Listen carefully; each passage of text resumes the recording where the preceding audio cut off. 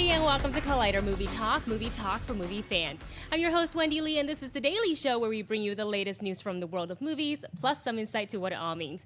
Joining me today is Baby Carrot's Mark Ellis. Welcome, one and all, to the best movie news show in the entire galaxy. Collider Movie Talk, now 30% less barks. On today's show, David Ayer gets less Scarface, Matt Reeves wants more Apes, and Oprah Winfrey can travel through time. Wendy, who's joining me today? Successfully no barking yet, and with no bangs, Perri Nemiroff. Aw, I love you, Falcor. And no bangs? Bangs. It's that easy. If you watch behind the scenes, you know that trick. He could have bangs, Jeremy Jahns. Well, I could have bangs. I have 80s hair. I'm growing out the Jedi mullet. It looks pretty good. Perri, let's get those bangs back. I think Kristian Harloff here can rock a solid Jedi mullet. Probably not, but I'll tell you who bangs. Where's William Hung been? What happened to that guy? William Hung? Wow. He bangs. Opening the show with William Hung jokes, Jeremy Jahns' mall hair. This is going to be a good show. And making her movie talk debut is the guardian of our Twitter universe, Grace Hancock, ladies and gentlemen. Evil. Thank you and good morning. I'll be twittering all day. Yay. Welcome to We the have a Haters lot of Corner. exciting stuff to get to on today's program. Some breaking news involving Matt Reeves that is not related to War for the Planet of the Apes. But before we get to all of that, we here at Collider have breaking news. Give me the music, Adam. I guess we don't have it today. We are going to be doing a live movie talk, our first ever live in front of a studio audience from San Diego Comic-Con, ladies and gentlemen. It is going to be on Thursday afternoon at 2 p.m. at American Comedy Company, which is in downtown San Diego, to the corner of 6th Street and F Street. There's a TGI Fridays nearby, so don't worry. We open the doors at 1. It's going to be 13 and up are the ages. You come in, you watch us do a live episode of Movie Talk for broadcast the following Friday. Details to come, and we're also going to have a meet and greet that's later on Thursday evening. We're still working out the details for that, but Collider Movie Talk, we're going to be live in San Diego, ladies and gentlemen, Thursday afternoon, 2 p.m., American Comedy Company. Get ready for a whole lot of excitement. With all that out of the way, let's get to our other piece of breaking news. What's up, Wendy? Recently on MTV's Happy Sad podcast, War for the Planet of the Apes and upcoming Batman director Matt Reeves revealed that he has altogether scrapped the previous script Ben Affleck, Terrio, and DC's Geoff Johns had worked on. When asked if he would be working with Affleck's script, Reeves said, "No, it's a new story. It's just starting again. I'm excited about it. I think it's going to be really cool." Reeves previously said that he is planning a noir take on the character, but with a new version of the script. It's anyone's guess if it'll still include Deathstroke as the villain, which saw Joe Manganiello cast in the part. Affleck is set to appear at San Diego Comic-Con next week during Warner Brothers' Hall H panel for Justice League, which is due out in theaters on November 17th. Mark, thoughts on Matt Reeves starting all over with a new script for the Batman? I think that Hall H panel next week is going to be very, very interesting. And I think this is what Matt Reeves wanted. I think this is probably why he took the job, is because he was told he can work on a new take on this Batman, getting back to the world's greatest detective. The noir take that Matt Reeves has wanted to do is now the version that apparently we're going to be seeing when that movie comes out, still with Ben Affleck playing Batman. And I think that this probably, while it's breaking news to us here today, I think this has been in the works for a while. I think that this is not like, oh, suddenly we're just going to tear up that script. I think that Matt Reeves, while he probably respects everything that Affleck and company were doing with their version of it, this is more in line with what the DCEU wants. And Perri, I guess the big question is, do you think this is the studio loosening the reins on Matt Reeves previously than what they had on other directors, maybe after seeing the success of Wonder Woman and allowing Patty Jenkins to go off and make her movie? Or do you think that this was always the plan, that they had a version of Batman that they wanted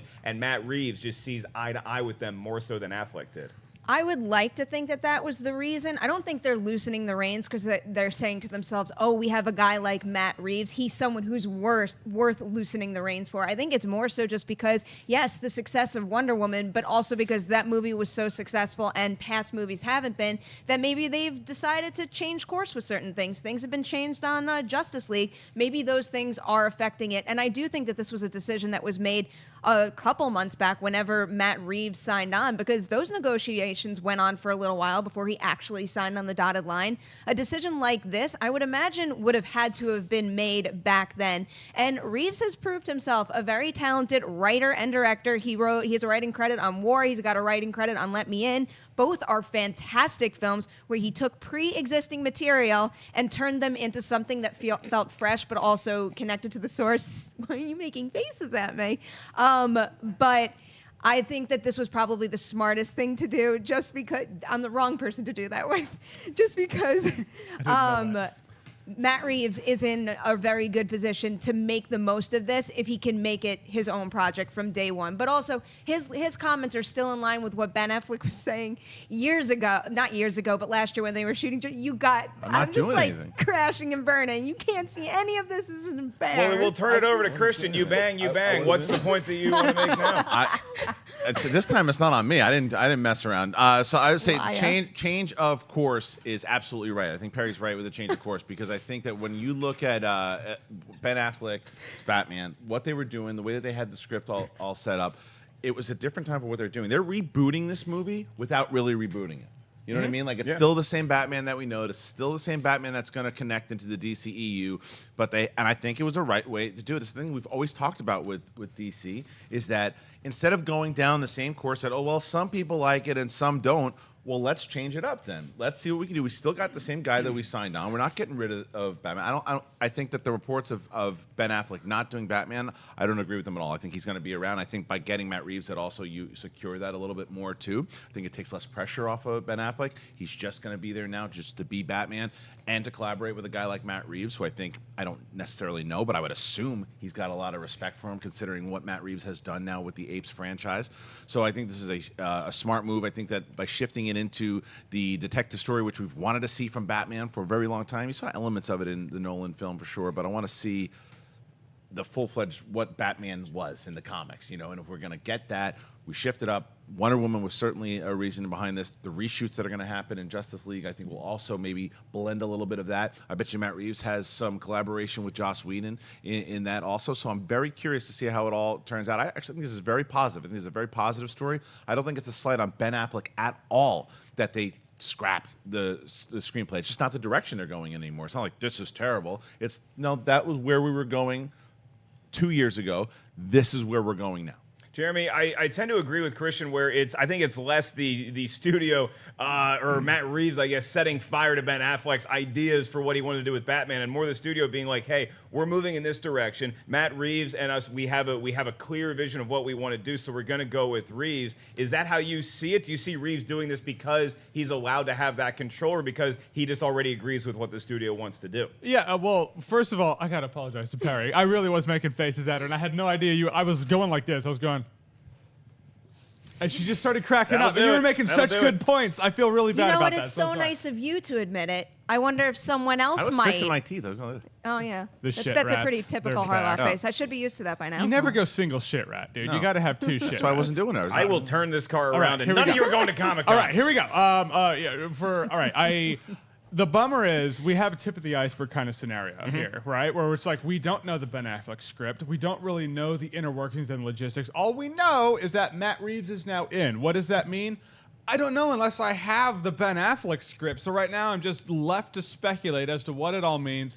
I think there's an understanding there. I think if for nothing else, I think the plan was to go this direction before Wonder Woman, but that Wonder Woman did what it did and had Wonder Woman break off and be its own story, not a Justice League tie-in as much. I feel like that makes them go, wait a minute, well, let's have Batman do the same thing. Yeah, there will be tie-ins and weavings somewhere in there, but it's not necessarily going to be annexed by the Justice League, so to speak. I think they want Batman to have the freedom to do his own thing, like Kristian was saying, to be the detective that you saw in Batman the Animated Series. So I feel like we're going to get that. I feel like it's been a plan for longer than we know about it, but I can't compare it to the idea of before since I don't have the script of before. It's kind of a Batman bummer. the Animated Series was so good. And the bottom line is that when this movie comes out, I think that Warner Brothers and DC made a great move when Ben Affleck stepped down from directing this movie and now from writing it. To still have him play Batman is really contingent upon it's like everybody can now watch this and say, oh, okay, we still have continuity from where we came from. We're not just scrapping this all together. Having Ben Affleck still play Batman for the majority of the movie going public is going to be like, oh yeah, he was in Batman v Superman and now he's still Batman. Everything is good as long as that Batman movie delivers. Perri, will it? Yeah, I do have a good feeling that it's going to deliver just because I've never seen a Matt Reeves movie that doesn't deliver. And even though they might be saying we're starting fresh, they're scrapping the script, I don't know the exact words that they used in whatever source article this all came from, but that doesn't mean that everything from the previous script just completely vanishes, or they say to themselves, okay, that was in the old script, so we can't do it now. Because like I was trying to say before, the quote from Ben Affleck on the Justice League set that came out was pretty much right in line with what we had reported a couple weeks ago, where Matt Reeves had first said that he wanted to make it a detective story and a noir story. Those quotes were right in line, and that to me suggests that the heart, the core, the tone of the pieces might be the same, and some details might not. And Joe Manganiello might be the person who kind of gets cut off and a little screwed in this scenario when, you know, you're cast in a DCEU movie in this really cool role. They show some test footage or whatnot that was likely done on Justice League, and, you know, now it's kind of potentially gone. I mean, there's no word on whether or not we're going to get his Deathstroke or if he's completely out of the mix, but if this doesn't pan out for him, I feel bad having some sense of excitement like that just vanish. Well, it's just tough if you are Manganiello and you were going to play Deathstroke, because we were all excited when we saw that like test footage. Oh man, that's going to be awesome. If he doesn't get to play Deathstroke in the Batman movie, he's just going to have to live with the fact that he's 6'4" and has perfect abs. All right, I'm sick of talking about bats, Wendy. I want to move on to apes. Well, we're going to talk about more about the Batman director, Matt Reeves. With the Batman up next for director Matt Reeves, some fans question whether he'll ever return to helm another entry in the Planet of the Apes prequel franchise. Speaking to Fandango, Reeves spoke a bit about how Caesar's trilogy began with Rise and then concluded with War, and is on a trajectory towards the original 1968 Charlton Heston movie. That's information we've heard before. What we haven't heard is that he still has some ideas for another movie in the franchise and wants to be the one to tell it. Future conflicts in this kind of epic journey may take us towards the 68 movie without necessarily ever getting there, and could be about conflicts between apes, not just conflicts between humans and apes. And so, to me, there are many more exciting stories to be told, and I would love to tell those stories. Kristian, do you want to see a sequel to War for the Planet of the Apes with Matt Reeves helming again? With Matt Reeves helming again, yes. I would absolutely. I think that when he says, I have more stories I could tell, I believe him. He's a really great storyteller. And as we've seen with the two Apes movies that he has done, he's not just doing these movies that go, it's another one to make money. There's investment. There's emotional investment. The character investment. If he's going to tell a good story with it, absolutely. I like the world building that he took from Rupert Wyatt and then took it into Dawn and then had War. I think that there are more stories to tell. I actually love the idea of not having any humans really be a part of it.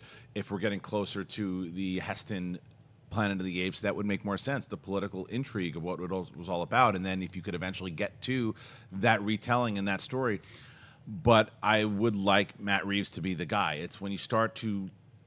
It worked when they replaced Rupert Wyatt with Matt Reeves, but that doesn't happen often. I mean, you look at like when Wadlow replaced Matthew Vaughn in Kick-Ass, that didn't work at all. There are times that it just doesn't work. God bless you.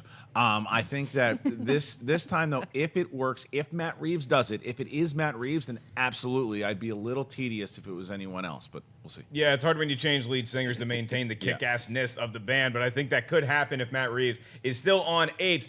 Having said that, it's not a movie I need to see. It really isn't. Like, when I saw Rise, I was like, oh man, I need to see what's next. When I saw Dawn, I was like, I need to see what's next. After seeing War, I don't need to see what's next, and that's not any discredit to the movie, and it's not really a commentary on the story therein. It just means that I feel like we had a great trilogy of Apes movies, and to further that lore on, I think that we would be missing a little bit of something if we didn't have the conflict between the humans and the apes. I love apes. I'd love to see apes go against each other. I'm sure Matt Reeves would be awesome to sit down and listen to him pitch his future ideas in depth for where he wants to take these movies. It's just not anything that I need. We got a great trilogy, and I think we can move on, and I think Matt Reeves can move on and do a lot of other exciting stuff in Hollywood. I don't need any more Apes movies, but I would probably be first in line if they did announce one. How do you feel, Jeremy? This is 3 words, Mark. This is Metal Gear Solid. See, Metal Gear Solid wrapped up, the video game franchise wrapped up with 4, and I was fine with that, and you know, it gave me what I needed. Then they came out with Peace Walker, and they came out with Phantom Pain. I didn't need to see those, but those were cool to play and good to see. So if there is more story to tell, It's an extra to have, but not a necessity. I am concerned it's easy for Matt Reeves to say, "Oh, I'd like to tell the story," before he really gets knuckle deep into Batman. And so when you're into Batman and then you have Apes, that's a lot for a person to take on, man. So I want Matt Reeves to be the guy. I want him to do it if he still wants to do it. If he starts getting burned out and he's like, oh, I've lost a passion, I'd rather him just step back, let someone else do it who actually wants to tell the story. Because if a director loses his passion, it's all over, man. Yeah, there's just something about seeing human nature reflected in apes and the way that apes hold up a mirror to ourselves that I love about this trilogy that we have, largely because of Matt Reeves' storytelling. Perri, do you think that this is just a case of us wanting too much, as we've seen in trilogies past? Yeah, I think this might be. I'm kind of caught in the middle on this because I love this trilogy. I think Rise, Dawn, and War is just such a satisfying story where if this thing just stopped, I could look back and say, that is a freaking rock-solid trilogy that I will love for years to come, and I don't want anything to potentially ruin it, even if it's just the slightest bit, because even if this series does go forward, and I think it has the potential just because there's so much more ground to cover, and like you guys have pointed out, there's so many interesting dynamics that you can explore, whether, you know, it's focusing more so on just apes being apes and taking humans out of the equation, but I don't know if I trust any other filmmaker taking this over, and that might not be a fair thing to say because it's not like there's only one Matt Reeves out in the world. For all I know, they could continue it, and they could find that other gem who is like a Matt Reeves who can take over and deliver, for all I know, another great trilogy. So I think there's potential there, but I'm very hesitant to want this just because I don't want to ruin the 3 great movies that we have. That's right. Well, make your Batman movie, then we'll talk about apes. How's that sound? Well, Wendy, in our next story, David Ayer maybe saying goodbye to his little friend. Variety and THR announced that Universal's new take on the Scarface series is in need of yet another director, with both reporting yesterday that director David Ayer has left the project. The Suicide Squad director had previously taken over for Antoine Fuqua, who also dropped out due to scheduling issues for his sequel to The Equalizer. With Ayer, sources for Variety says it was his schedule on getting his upcoming release of Netflix Sprite off the ground that forced the split, while THR said Ayer's take on the script was too dark for the studio's taste. Universal still has Diego Luna on board to star and are currently working fast to find a director who can take over the project. The film is set to open on August 10th, 2018. Jeremy, thoughts on David Ayer dropping out of directing Scarface? I'm laughing my ass off over here because the phrase Scarface was too dark for the studio is just fucking baffling to me. I don't even know how to quantify that in my head as a good idea. So, I mean, whether or not there was another reason, I feel like there has to be another reason. What kind of bullshit? They want a musical. Like? Yeah, right. Exactly. I mean, there had to be something like, okay, something happened. We don't want to talk about that, so let's make up some stuff. It's like when you see the military say it was a training exercise. You know, that's the usual BS, like they said in Iron Man 1.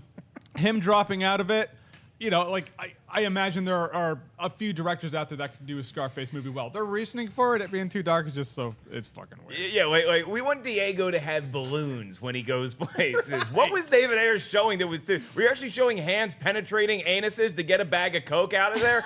What is in this movie that is just so, oh no, that is taking it to such a dark, creepy place? This is the movie you want, right? So I don't understand. I wanted to see Antoine Fuqua's version, and then when he left, I wanted to see David Ayer's version, and I never thought that they should have called this movie Scarface. I don't know if that's the trouble they're having behind the scenes, is how do you honor the 1982 version but still try to tell your own story but still make money off the fact you're calling it Scarface. So David Ayer is a guy that I don't think wants any more studio BS. I think that he got fed up with the post-production of Suicide Squad and it's like, the next time I make a movie, I'm going to make it my way. He thought he had that chance when he came on to Scarface, and if he didn't like what they were selling him, he is out. And I respect David Ayer for not doing this, not putting himself through this studio process again, because sometimes when the studio comes in, they make great movies, and other times they just tell a director to do stuff that he's not comfortable with doing. And David Ayer, as a guy who has been down that road before, probably didn't want to do it again. How do you see this, Perri? I find the whole too dark thing hilarious because obviously the source material, but also, like, why would you hire David Ayer if you didn't want someone to take that approach? His stuff is, we know it to be gritty and visceral, and that's what this movie should be. I don't understand why you would make another Scarface movie any other way, except for kind of what you just brought up, Ellis, is the thought that, because I said this when we first started talking about, I think it was when Ayer first signed on, is that even though I know Scarface has a ton of fans, from a studio perspective, they're thinking about making a crap ton of money off of something like this. And I have a feeling this is a kind of scenario where we're talking about it and everyone's talking about it and getting so excited, and then a movie like this comes out and it winds up making 30 to 40 million. It just doesn't wind up being that big hit where you want to bank on a really popular title like that. And I have a feeling that if they're saying it's too dark, it's probably because they're getting cold feet that they're not going to be able to appeal to a wide enough audience to make enough money. I'm going to say something that might upset you. I'm going to put this thought in your head. Do you think that there's any truth to the possibility that they were trying to see if they could get away with a PG-13 Scarface and he was going to make a hard R Scarface? I think for you might feel that way. That's a callback. That is. No, I think that it's possible. It's certainly possible at PG-13, and I think it's stupid. Yeah, that'd be like having an R-rated Bambi. This movie's turning into The Crow. It's turning into The Crow. Ooh.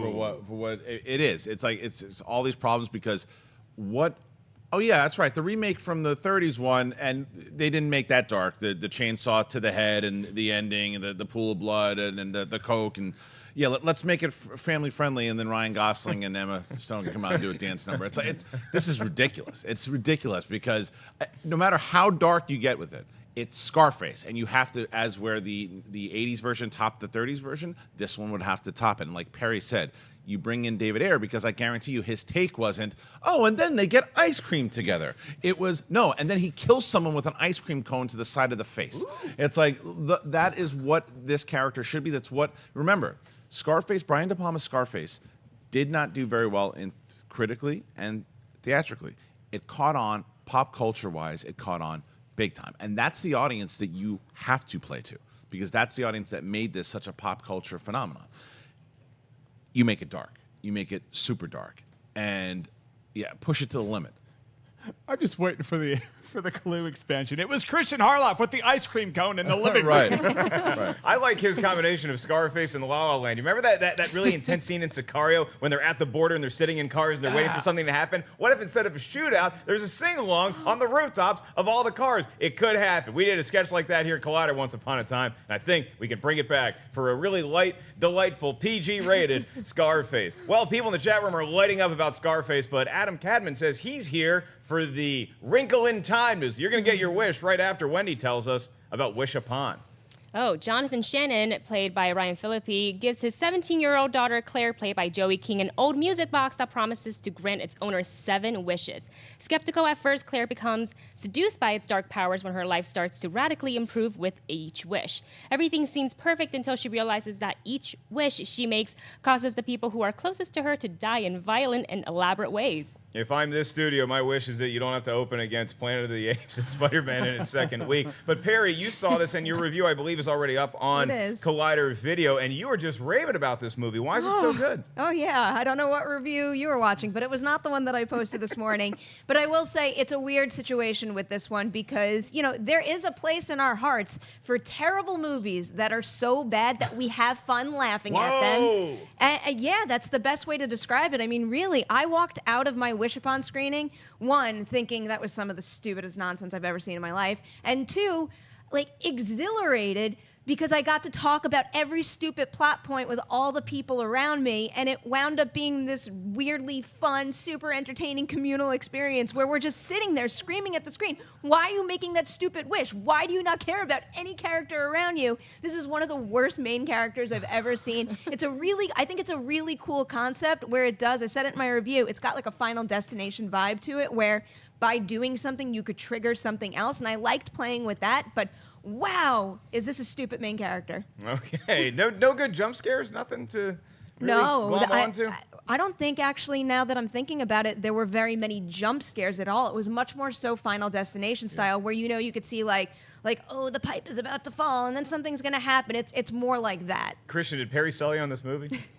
No, not at all. The trailer was a flying fart box, and then you see. I mean, it absolutely looked like a bad Final Destination. The first one, it looked generic. It looked like what I think the last 2 years horror movies have made a turn for the best. I think there's been a lot of good horror movies. They've gone away from this type of horror movie, and there's more about the acting and the story, and even though lower budgets, like something like The Witch, and these movies that have been coming out, like Get Out, this is exactly what I don't like about horror movies. It's like they made it for cheap. It's garbage storytelling. It looks like anyway, and from what I'm hearing, it's pretty much true. And it's so unfortunate too, because you bring up thoughtful horror movies, and that's what this could have been, where it really tests the character in terms of, what will you do to get what you really want? And it's an interesting thing that it brings up for a hot second, and then it makes her a piece of shit.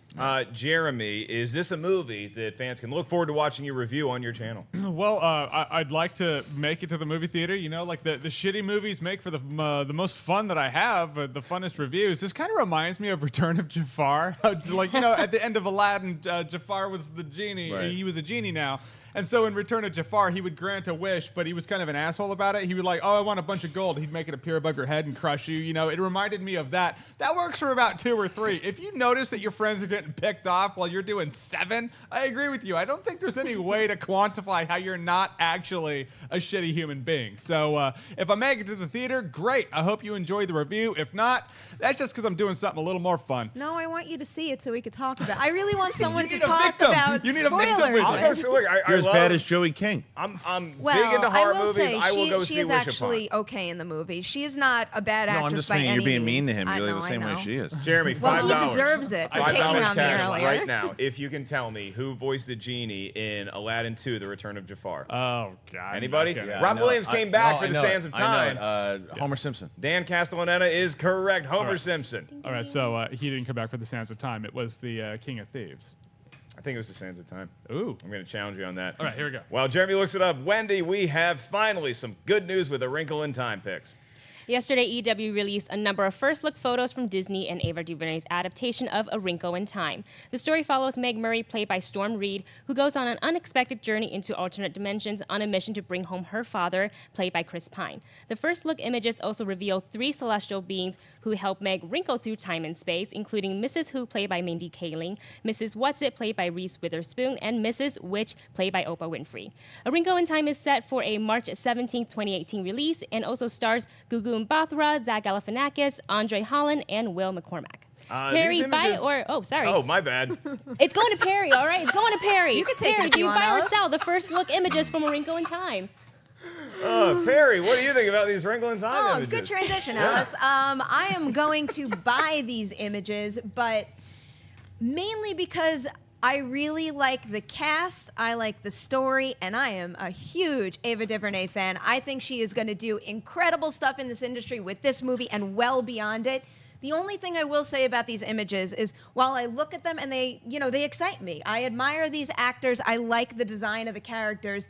This to me is not something that is going to sell me on A Wrinkle in Time being adapted for the big screen, because there are so many visual challenges that come with selling that movie and selling that story well, that until I see actual footage or maybe even just a bigger set, just a bigger sense of the world and the scope of this thing, I don't know if I'm going to be 100% sold, but I like what I see so far. Yeah, DuVernay's quote is saying that she wants to bring in different culture and history when it comes to the costuming, particularly of the 3 ladies that are like the timekeepers or whatever they are in A Wrinkle in Time. And I think these pictures, they hint at that. There's not a whole lot to glean out of these images other than Oprah's going to have a really cool costume. But it's exciting to see Chris Pine in this movie. I think he's going to be great. I'm looking forward to all the women that are the keepers of time. And if these pictures aren't selling Perri or anybody else on this, you might get a trailer on Saturday. Ava DuVernay teased that on her Twitter feed. So, Kristian, we go to D23. We're probably going to see a lot more in these pictures. What do you think of these? Oh, we're getting the trailer for sure. I'm going to buy it because I'm intrigued, and I think that that's what I want from those pictures. It's like, what is this movie? Like, as I look at Oprah and Reese Witherspoon and Mindy Kaling, Chris Pine, I want to know. Like, I want to know. I didn't read the book, and I know nothing about the story, and I don't want to know yet because the more and more I hear about this, and the more and more I hear how, again, investment through the director and Ava DuVernay, I want to see this movie and I want to see the trailer, and I hope that after I see the trailer at D23, I'm as excited because it is. I like this kind. I like the different the fantasy. It looks like a fantasy type movie. It looks like there's just a lot going on that I want to learn more about. So. Yeah, I buy it because I'm intrigued. Getting some easy buys today, Jeremy. You on board? I am on board. I think Chris Pine is the dude's a gem, man. Like, he's one of those underrated actors that's getting more notability now. Because before he was like, oh, he's Kirk. That's cool. It's like, no, the dude has really good timing. He's a great support. And DuVernay is not known for the huge blockbusters. So the fact that there is a time-based movie with someone who's known for doing character pieces, I buy that for sure. Yeah, Wendy, let me toss this question to you and Grace real quick. Are you guys digging the new Wrinkle in Time pictures we just saw? I'm totally digging it. I'm loving the makeup on Reese Witherspoon and Oprah Winfrey and Mindy Kaling. She looks like an Egyptian goddess. Yeah. And I want those eyebrows bling things that Oprah's got. I don't Right. know if I can rock them as good as her, though. No, I'm a big fan. This is like kind of a toned down Hunger Games, and obviously I'm a big fan of cat eyes and anything Egyptian, so I'm 100% on board with this. I'm kind of like Kristian. I don't really know what the hell's going on, but I'm in. These pics came out That's yesterday afternoon, so I don't know if anybody has time to actually get stuff like this and cosplay at D23, but if you do, I think a lot of people are going to want pictures with you. So cosplayers, have at it. You have 48 hours. All right, Wendy, what's our next buy or sell? Never underestimate the power of cosplayers. All right. Yesterday it was revealed that Quentin Tarantino has quietly begun working on a movie centered around the Manson family murders, with a story that is said to be a unique take on the story of Sharon Tate, the actress and wife of director Roman Polanski, who was murdered by Manson and his followers in 1969. THR's report listed Jennifer Lawrence as one of the actresses approached for the role, but said wasn't for the part of Sharon Tate. Deadline now has the actress approached for the role, and it is none other than Harley Quinn herself, Margot Robbie. Deadline also notes that along with Brad Pitt, Lawrence and Robbie, Samuel L. Jackson is expected to have a lead role in the film. There's still no word on a start of production or a release date. Now, Mark Ellis, you may answer, buy or sell Margot Robbie as Sharon Tate in the Tarantino Manson movie. Okay, I talk now? Okay. Well, it's not surprising at all that Samuel L. Jackson would have a major role in a Quentin Tarantino production. I think that's good news. And coupled with Margot Robbie, who in her young career has already had a diversity of different styles of roles, I think playing Sharon Tate would add to that. And a lot of people now have it on their bucket list that they'd like to do projects with Quentin Tarantino. And this is a great opportunity. Jeremy, we didn't get a chance to talk about this yesterday, so it's an easy buy for me. Is this a buy, the Margot Robbie news, potentially playing Sharon Tate? And then what are your overall thoughts on the Manson project? Well, I buy Margot Robbie for sure, because I mean she's great, she's fantastic. Whatever you thought about Suicide Squad, she was one of the standouts in the Suicide Squad movie. I think it's fascinating that Tarantino's doing a movie. Well, it sounds like it revolves more around Sharon Tate, and that it ends up being part of the Charlie Manson murders rather than a Charles Manson movie. So my initial knee-jerk reaction was like, that's fascinating, because Tarantino usually has a whimsical tone in his crime movies. You know, it's like I don't think I can think of a Tarantino movie where I haven't laughed, and I don't know that if it was revolving around Charles Manson, I'd be like, that's an interesting tone, an interesting take, because I don't think that's a thing you should be like, I didn't kill people. But the fact that if it revolves around more her life and then ends up with the Charles Manson murders, I more see it. Fascinated, because I can speculate all day, but I don't know what direction Tarantino's going to go. But I have faith that he'll do it, Justin. Well, Perri, we're now hearing that Mark Rowley just turned me on to this Deadline article where Justin Kroll was saying that we might have a lot of it cover the trials, actually, that took place after the murders happened. And so you might see a lot of Sharon Tate in flashbacks, and Brad Pitt is being looked at to play one of the lead investigators or maybe a prosecutor in that trial. So when you hear this news, are you a fan, and do you buy the Margot Robbie idea? Yeah, I'm really curious to see how this thing comes together, because like we were talking about yesterday, it's going to be interesting to see how a director like Quentin Tarantino, who is known to kind of, bend history and true facts to make his own story, but while being respectful to the real people that were affected by the situation, it's going to be interesting to see how he balances something like that. I think one report said Pitt was going to play the detective, and another report said he was going to play a prosecutor.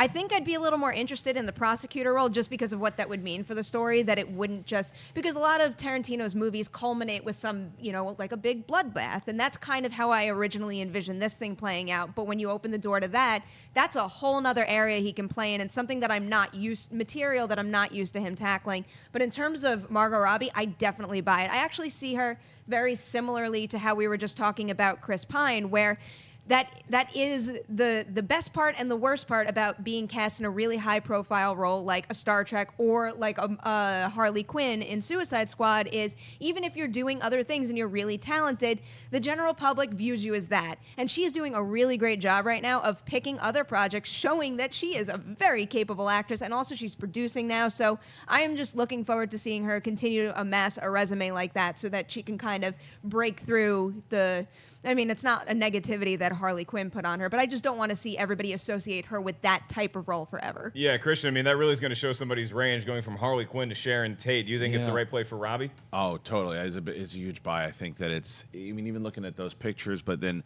when you really think about how tragic the story was with Sharon Tate, I mean, the fact that she was 8.5 months pregnant by the time that the time of her death, and then the question is, are they also going to have Roman Polanski cast in this movie also? I mean, what are they going to do? How much are they going to explore there? Like, is it flashbacks? But I think this is a good role for her. I think that you're going to feel... This is another reason why I think this is a good move for Tarantino, because I think that Tarantino was one of the best filmmakers of all time, to see what he's going to do with this, because he's got to be careful. Because my problem with like a movie like Pain and Gain, right, was the profiting off of the tragedy and the way that it made it like a comedy. It was well done. It was one of Michael Bay's best movie he's done in a while. There's no doubt about it. But he made light, it seemed, of this tragedy that happened. It seemed like it was almost like a comedy where it was almost a fake comedy when it was true. Tarantino can put comedic elements into his scripts, and we don't want it to be a profit off the tragedy. We want it to be a new way to tell this story that a lot of people don't know about. And I think that's what's going to happen. And I think an actress like Margot Robbie will help tell that story. That's right. And it'll be interesting to see who she is surrounded by and what kind of roles. If Samuel L. Jackson is in the movie, who is he playing? Who does Brad Pitt end up playing? Jennifer Lawrence. So we're going to be keeping our eyes on this project for a while. We now move on. Before we hit mailbag, I want to remind you guys to start tweeting right now. Grace is the Twitter keeper, and you guys can tweet us at Collider Video as something fresh and original. And I want to remind you guys that this is not the only show that we do here at Collider Video. An all-new comic book shopping with John Schnepp and special guest Martin Starr from Spider-Man Homecoming is up on the channel now, as is a new edition of TV Talk. And you guys can check out our new show, Talking Thrones. We already have a couple episodes up you guys can check, and the big premiere is going to be this Sunday. The Talking Thrones crew, led by Ken Knapsack and Rachel Cushing, is going to be on Sunday immediately after the season premiere of Game of Thrones. And then, Kristian, we also have a Schmodown match this Friday that is going to be pretty intense. There's a lot of bad blood between Tom Dagnino and Matt Nose. Yeah, two of those guys go at it. The winner pretty much secures a spot into the Ultimate Schmodown singles tournament. Yeah, Grace, stop smiling over there. You will, I will also be doing Jedi Council later on today. Maybe I can show up for that too. Jeremy Jahns, you got Awesome Tacular every Friday, and you guys can catch the... Please never do that to the microphone again. You guys can catch the link to the latest in this vid's description. And just another refresher, in case you're joining us late, we just did announce a live movie talk is going to be taped in San Diego during Comic-Con Thursday afternoon, 2 p.m. at American Comedy Company. We'll be sure to get you guys all the details as the days unfold leading up to Comic-Con. We also have a meet and greet planned for you. All right, now we move on to mailbag. You guys can email us anytime, collidervideo@gmail.com. Sometimes we'll answer it today on Movie Talk, tomorrow on Movie Talk, or on our weekend shows, mailbag. And I asked you guys yesterday, I pleaded with you. I said, hey, we get a lot of questions about the same sort of stuff in mailbag, and it's making Mark Riley's eyes bleed. And so all I asked you was, hey guys, can we get some mailbag questions that do not involve Star Wars, DC, or Marvel? So Wendy, I hesitate to ask, what's in the mailbag? Well, they certainly took your suggestion to heart. Sherman writes, I love Star Wars, Marvel, and DC movies. Oh, good. Who would win in a fight between the champions of each universe? Thanks for the suggestion on the mailbag questions. Shermanator, really coming to play for me, buddy. My apologies in advance to Cal, who has to listen to Mark Riley complain about this. I don't hate the question, though. So if you took the champion of each cinematic universe, the Marvel one is the hardest one for me to decipher. I think it's going to be a magnificent battle between Superman and Wonder Woman. Because I liked Wonder Woman's movie better, I'm going to say Wonder Woman's the champion of the DC universe. Sorry, Batman, you're not even in the competition. And then for Star Wars, that's another tough call because, yes, Vader technically defeated Palpatine, but he kind of sucker punched him at the end. Luke Skywalker went to fight the Emperor, and the Emperor had a pretty big lead on Luke, but Luke didn't really come to play to strike down the Emperor, so I'm taking Yoda. I think Yoda's my champion in Star Wars, Wonder Woman's my champion in DC, and in Marvel, I think I have to, by proxy, take the Incredible Hulk. He's just too crazy. He's just too dangerous. I wonder how Yoda is going to do fighting the Hulk. I would love to see movie posters of all of these fights that we're going to think. I think that Wonder Woman defeats Hulk pretty easily. And then I think Wonder Woman versus Yoda is a good fight, but I cannot go against my boy. He's 900 years old and still going strong. Kristian, I got Yoda defeating Wonder Woman in the 12th round. Who you got? The Emperor kills everyone.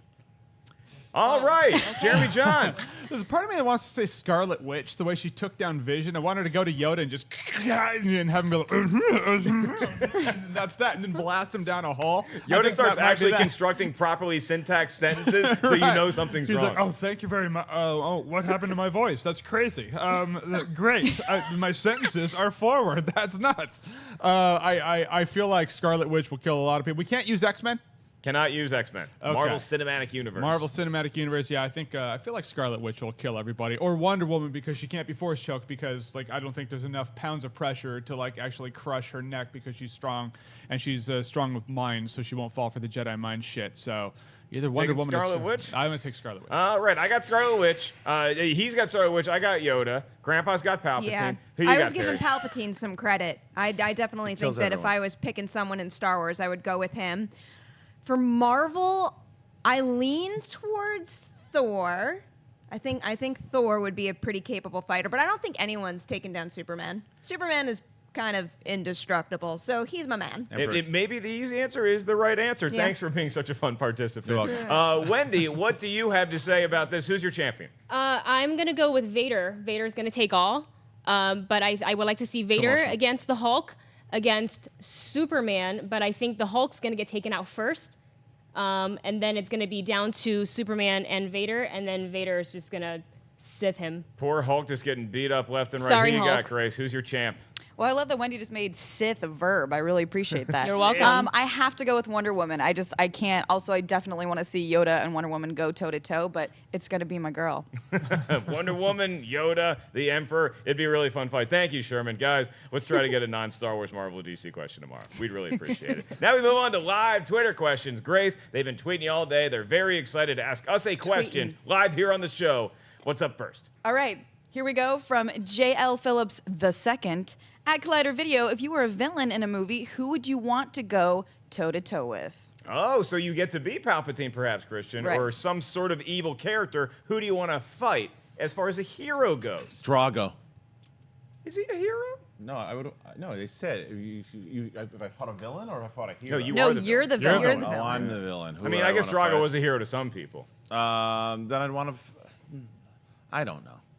Okay, thanks for being such a good sport. I Great think job, that Chris. I would like to. You make a good point with the boxing. I think it might be fun to take on Rocky or Apollo, who became a hero later. I would never want to mess with Luke Skywalker because he's my boy. I'm actually looking at this from like a Mark Ellis perspective, and so I got to look at a hero that I think I can take down. Like a hero I could actually beat up. And so I'm going back to a point that I make that might be a little controversial, some of you out there, E.T. I'm taking on E.T. I'm capturing that alien. Yeah, I'll trick him with some Reese's. You know what that's going to lead to? The government lab where we need to perform tests on him because he's an extraterrestrial alien that came down. I don't know if he's there to study botany or harm us. We're taking E.T. to the lab, Jeremy. I feel like your kid's gonna be named Fox Mulder. You're gonna be like, it all makes sense. You know what's great about Oh, that? His man. last name isn't Ellis. Fox Mulder Ellis. I'm gonna fight Batman because that would make me the Joker. A mass murdering clown with zero empathy. That is just you to a T. What do we got, Perri? Yeah, I'm bringing it back to Star Wars. I definitely want to be a baddie in Star Wars, whether it's Sith or an Imperial officer or something like that. And I have a very guilty conscience, so I can't kill anybody I like. So I will be that bad guy in Star Wars, and I will kill Jar Jar. So I don't have to be sad about it, and I can enjoy it. You can kill Jar Jar, who I guess kind of technically is a hero. In the chat room, I'm seeing a lot of people Doing want to the beat up on Lord's Spider-Man. You liked Homecoming, right? You just think you can take him? All right. I think he's got a pretty good odds against most of you all out there. All right, Grace, what's up next? All right, from A. Clay at Collider Video, in honor of Perri, who was your first movie crush? Movie crush. Sammy. Man, oh man. Alyssa My Milano. First movie, yours was Alyssa Milano? Yeah. From Who's the Boss? No, from Commando. Oh, right. That's a good one. I would probably say from her work in the Aerosmith videos and then going on to the big screen and such hits as Clueless, Alicia Silverstone, I was always pretty high on. Yeah. Remember The Crush with Carrie Elways? Carrie Ewells? Have you pronounced that last name? Carrie Him and her? Ellis. Carrie Ellis? Ellis? Yeah, Carrie Elwes Ellis. and Alicia Silverstone. Elvis versus Ellis. I want to see that fight. That's the next fight I want to see. I had crushes pretty early on, so I remember waiting for the bus when I was in kindergarten, talking about how hot Punky Brewster was. Yes. That was my Salil first. So Moonfry. random. I have to go with Devon Sawa in many things, but particularly Little Giants. I had the biggest freaking crush on that He kid. was a badass in And, Little Giants. you know, I was I'm learning a covering lot. Nikita when it was on TV, so I was writing a lot about it, and he followed me on Twitter, and I had just one of those moments where I melted when I saw that. Oh, do you know who?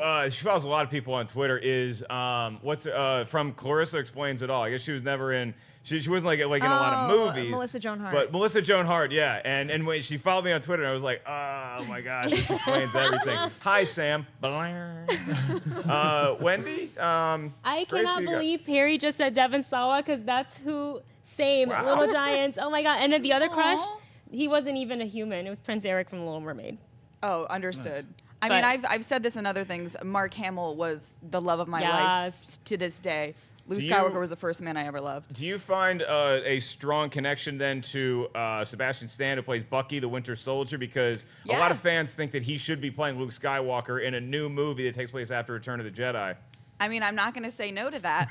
I enjoy that a lot. Well, I'm a big fan of Sebastian Stan. I do think the Winter Soldier should be put down immediately. That's all the time we have on Collider Movie Talk. Thank you guys so much for joining us for an action-packed, breaking news-filled edition. I want to thank all the hardworking staff behind the scenes: Cody, Dennis, Adam, working the keys, and up here on the panel with me. First up, Perri Nemiroff. Where can everybody find you? I am on Twitter and Instagram at PNemroff and got a whole bunch of cool content coming your way this week. And I'm doing Mailbag with Dennis and Riley, so check that out. And then, as always, behind the scenes and bloopers, Saturday, 2 p.m. PST.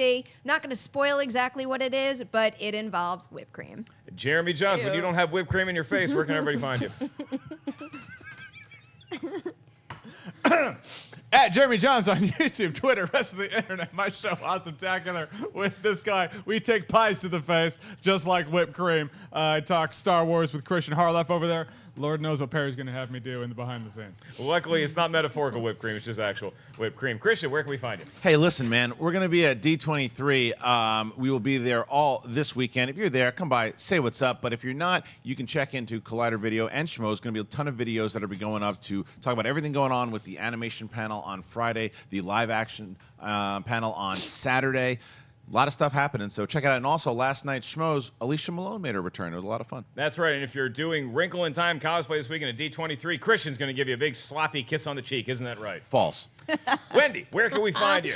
On YouTube at the Movie Couple channel and at Wendy Lee Zaney on Twitter, Instagram, and Snapchat. Great job reading the news today, and a great job to Grace Hancock making her debut on Movie Talk, taking care of the Twitter. Thank you, guys. Where can Thanks the for kids letting find me you? crash the party. You can find me and my chihuahuas and my books online everywhere at Mrs. Graceface. All right, I am merely Mark Ellis. You guys can find me at Mark Ellis Live. You guys can get tickets to upcoming stand-up dates, markellislive.com, including a potential Wednesday show at Comic-Con in the Gaslamp District. Thank you guys so much for tuning in today. Subscribe right here, Collider Video, and we'll see you all tomorrow.